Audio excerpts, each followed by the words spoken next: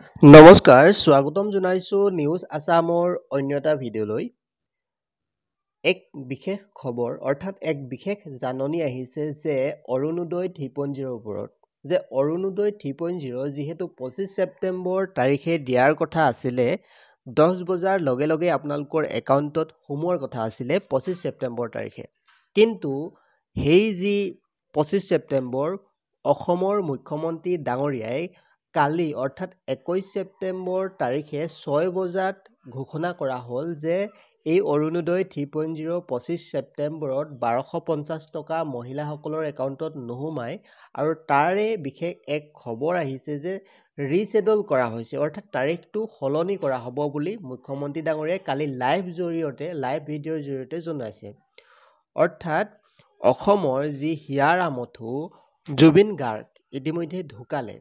অৰ্থাৎ তেখেতৰ যি কাম কাজত মুখ্যমন্ত্ৰী ডাঙৰীয়াই লাগি আছে বা যিসমূহ কাৰ্যালয় আছে অৰ্থাৎ বহুতৰে একাউণ্টত যিহেতু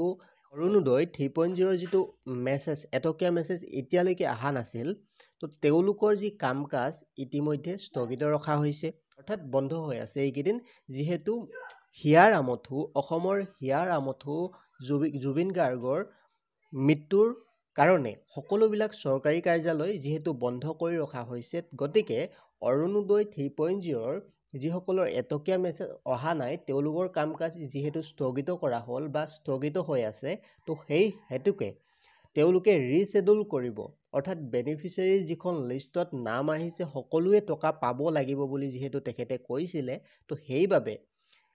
সকলোৱে যাতে টকাটো পায় একেদিনাই কাম স্থগিত ৰখা হৈছে গতিকে তাৰিখটো পিছুৱাই দিয়া হৈছে যেহেতু এইকেইদিন কাম কাজ কৰা হোৱা নাই অৰ্থাৎ এইকেইদিন কাম যেহেতু কাৰ্যালয় কাম এতিয়ালৈকে হোৱা নাই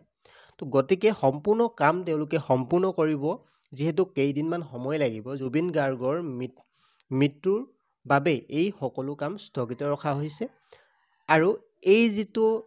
অৰুণোদয় 3.0 যিটো টকা কেতিয়া সোমাব কিছুদিনৰ পাছতহে মুখ্যমন্ত্ৰী ডাঙৰীয়াই ঘোষণা কৰিম বুলি কৈছে তেখেতৰ যিটো মন্তব্য সেই মন্তব্যটো আপোনালোকে যেহেতু আমাৰ আগৰ ভিডিঅ'টোত শুনিছেই যদিহে আপোনালোকে শুনা নাই সেই ভিডিঅ'টো আমি এড কৰি দিছোঁ আপোনালোকে শুনি লওক নিৰ্ধাৰিত কৰি থকা মহিলা উদ্যমিতা যোজনাৰ সভা অৰুণোদয়ৰ সভা লাঞ্চ ডিনাৰ যিমান 23-24 আমাৰ শিডিউল হৈ আছিল এই গোটেইবোৰ এতিয়া ৰিচিডিউল হ'ব আৰু ৰিচিডিউল ডেটসমূহ আমি ৰাইজক অৱগত কৰিম